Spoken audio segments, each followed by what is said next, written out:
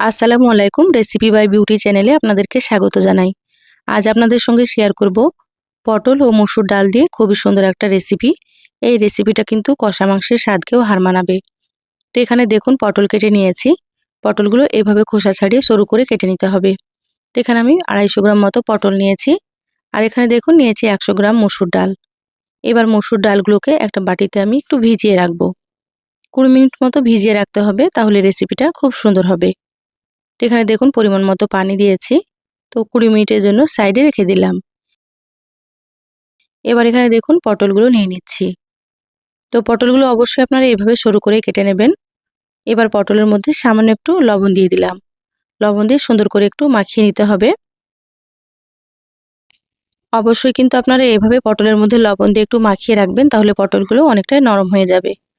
ঢাকা দিয়ে আমি রেখে দিলাম কিছুক্ষণের জন্য। এবার এখানে দেখুন 20 মিনিট পর মসুর ডালগুলো খুব ভালোভাবে ধুয়ে পরিষ্কার করে নিয়েছি। আর ডালগুলো কিন্তু সুন্দর মতো ভিজে গিয়েছে। এবার একটা মিক্সার জারে মসুর ডালগুলোকে নিয়ে নিচ্ছি। এখানে আমি সম্পূর্ণ মসুর ডালগুলো নিয়ে নিলাম। এবার ডালের মধ্যে সামান্য একটু পানি দিয়ে দিচ্ছি।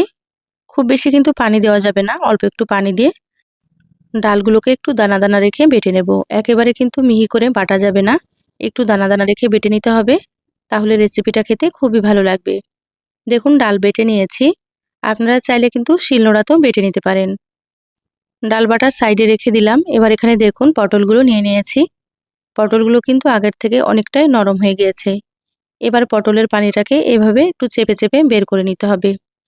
লবণ দেওয়ার কারণে কিন্তু পটল থেকে অনেকটাই পানি ছাড়বে। আর পটলগুলো কিন্তু আগের থেকে অনেকটাই নরম হয়ে যাবে। খুব ভালোভাবে হাত দিয়ে চেপে চেপে পানিটাকে বের করে নিচ্ছি। আপনারাও এই কাজটা অবশ্যই করে নেবেন, তাহলে রেসিপিটা খেতে খুব সুন্দর হবে।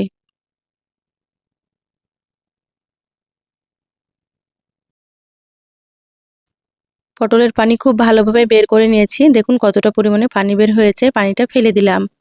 মিক্সিং বলে আবারও পটলগুলো নিয়ে নিচ্ছি। এবার পটলের মধ্যে সামান্য একটু দিয়ে দিলাম পেঁয়াজ কুচি। এবার এখানে দিয়ে দিচ্ছি 2টো কাঁচামরিচ কুচি।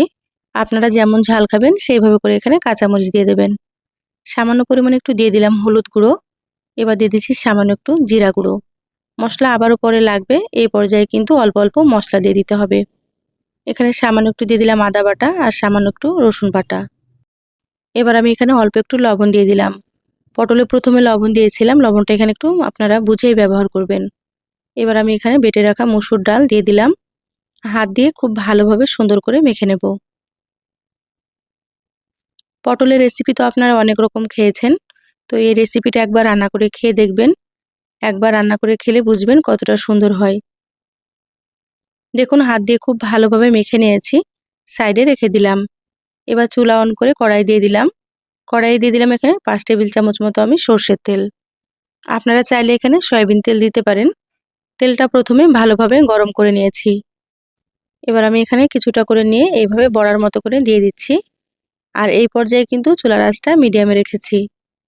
তো কড়াইয়ে যতটা ধরবে ততটা এখানে দিয়ে দেব। আর বড়াগুলো একটু পাতলা পাতলা করে আমি তৈরি করব। দেখুন দিয়ে দিলাম। এবার মিডিয়াম আঁচে একটু ভেজে নিতে হবে। নিচের পাশটা যখন একটু লালচে হয়ে যাবে তখন উল্টে নিতে হবে। দেখুন হালকা একটু লালচে হয়েছে, এবার আমি বড়াগুলোকে উল্টে নিচ্ছি। বড়াগুলো উল্টে পাল্টে মিডিয়াম আঁচে একটু সময় নিয়ে ভেজে নিতে হবে। হাই হিটে ভাজবেন না, তাহলে কিন্তু উপর থেকে খুব তাড়াতাড়ি কালার চলে আসবে। আর ভেতর থেকে কিন্তু বড়াগুলো ভাজা হবে না। সেজন্য মিডিয়াম আঁচে একটু সময় নিয়ে উল্টে পাল্টে ভেজে নিতে হবে।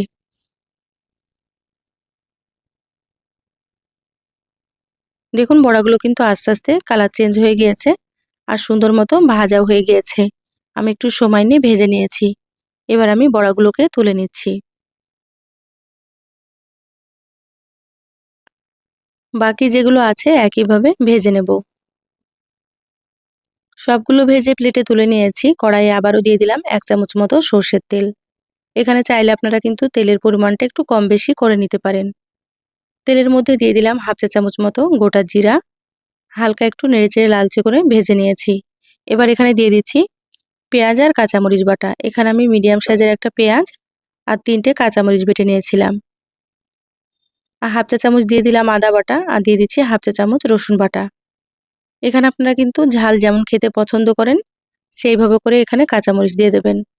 দিয়ে দিলাম একটা টমেটো কুচি, স্বাদ মতো লবণ দিয়ে দিলাম।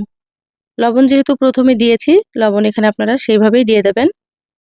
আমি এখানে সেই পরিমাপ মতোই লবণটা দিয়ে দিলাম। এবার মশলাগুলোকে খুব ভালোভাবে একটু ভেজে নিতে হবে, যাতে করে মশলার কাঁচা গন্ধটা চলে যায়। প্রায় 3 মিনিট মতো ভেজে নিয়েছি মিডিয়াম আঁচে। এবার এখানে দিয়ে দিলাম হাফ চা চামচ হলুদ গুঁড়ো, আর হাফ চা চামচ থেকে একটু বেশি দিয়ে দিলাম জিরা গুঁড়ো। সামান্য একটু দিয়ে দিলাম মরিচের গুঁড়ো। এবার দিয়ে দিচ্ছি সামান্য পরিমাণে একটু ধনিয়া গুঁড়ো। মশলাগুলো আবারও খুব ভালোভাবে একসাথে নেড়েচেড়ে মিশিয়ে নিচ্ছি। এবার আমি এখানে অল্প একটু পানি দিয়ে দিলাম। পানি দিয়ে মশলা খুব ভালোভাবে কষিয়ে নিতে হবে। অবশ্যই এখানে পানি দিয়ে দেবেন, না হলে কিন্তু শুকনো মশলাগুলো পুড়ে যাবে। ঢাকা দিয়ে 5 থেকে 6 মিনিট কষিয়ে নেব, তারপরে ফিরে আসছি। দেখুন মিডিয়াম আঁচে 6 মিনিট মতো কষিয়ে নিয়েছি, ঢাকাটা খুলে নিলাম। এবার আমি স্প্যাচুলার দিয়ে টমেটোগুলোকে এভাবে করে একটু ম্যাশ করে নিচ্ছি। দেখুন মশলা থেকে সুন্দর মতো তেল ছেড়ে দিয়েছে। এবার আমি এখানে দিয়ে দিচ্ছি পরিমাণ মতো ঝোলের পানি। তা আপনারা যেমন ঝোল রাখবেন সেভাবে করে এখানে পানি দিয়ে দেবেন। তো এখানে আমি 2 কাপ পরিমাণে পানি দিয়ে দিলাম। পানি দেওয়ার পরে আবারও খুব ভালোভাবে মিশিয়ে নিচ্ছি। ঢাকা দিয়ে ঝোলটাকে একটু ফুটিয়ে নিতে হবে। দেখুন ঝোল ফুটে গিয়েছে, ঢাকাটা আমি খুলে নিলাম।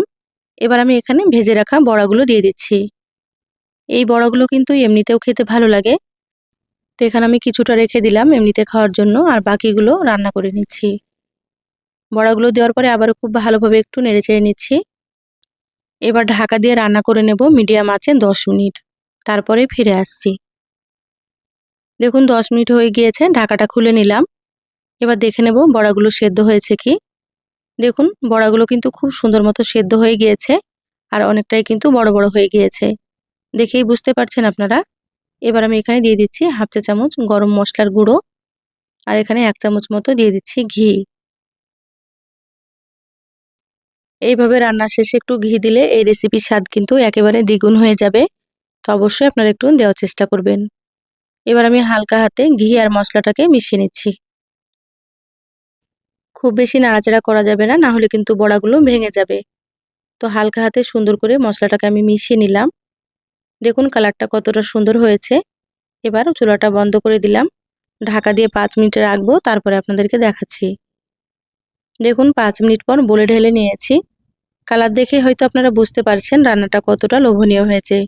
খেতে মাশাআল্লাহ ভীষণ ভালো লাগে। এই রেসিপিটা গরম ভাত, রুটি, পরোটা সবকিছুর সঙ্গেই দারুণ লাগবে। তো একঘেয়েমি পটলের রেসিপি ছেড়ে আপনারা এইভাবে এই নতুন রেসিপিটা একবার রান্না করে খেয়ে দেখবেন। এই রেসিপিটা কিন্তু মাছ মাংসের স্বাদকেও হার মানাবে। ভালো লাগলে লাইক দিয়ে ভিডিওটা অবশ্যই শেয়ার করে দিবেন। চ্যানেলে নতুন হলে চ্যানেলটা সাবস্ক্রাইব করে সাথে থাকবেন। ফেসবুক পেজ থেকে ভিডিওটি দেখলে একটা লাইক দিয়ে পেজটা ফলো করে রাখবেন। সবাই ভালো থাকবেন। আল্লাহ হাফেজ।